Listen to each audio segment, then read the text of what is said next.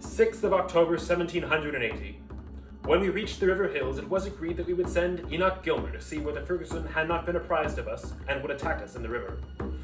Gilmer had been gone for some time when his voice was heard in the hollow singing Barney Lynn, a favourite blackguard song. Bryan Lynn was a gentleman born. He lived in a time when no clothes they were worn. As fashion walked out, of course Bryan walked in. I'll soon lead the fashion, says Bryan Lynn.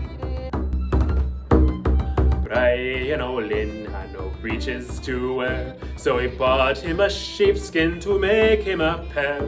With the skinny side out and the woolly side in, they're pleasant and cool, says Bryan Lynn. Bryan Lynn had no watch to put on, so he scooped out a turnip to make him a one. Then he planted a cricket close under the skin. They'll think it's a chicken, says Bryan Lynn.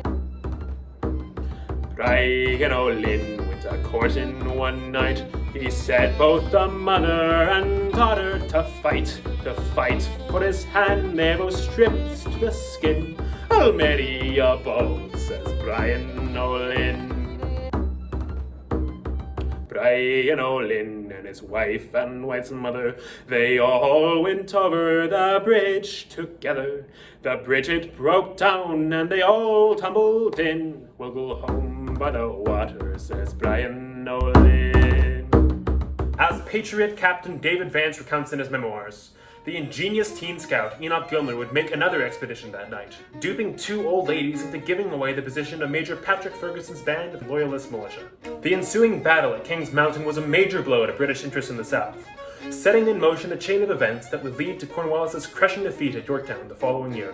Barney Lynn, better known as Bryan Lynn, seems to have emigrated from Northern Ireland to North Carolina sometime during the 18th century, along with Scots-Irish families like young Enoch Gilmer's. Residents of the state still sang the song in the 1960s and perhaps still do today. But what can its popularity among America's Scots-Irish tell us about the history of the song in general? Well, this is where it gets interesting. Bryan Lynn's thoroughly Irish protagonist bears an uncanny resemblance to Tom Lynn, sung by a character in William Wager's circa 1568 comedy, The Longer Thou Livest, the More Fool Thou Art. Tom Lynn and his wife and wife's mother, they went over a bridge, all three together. The bridge was broken and they fell in. The devil go with all, quoth Tom Lynn.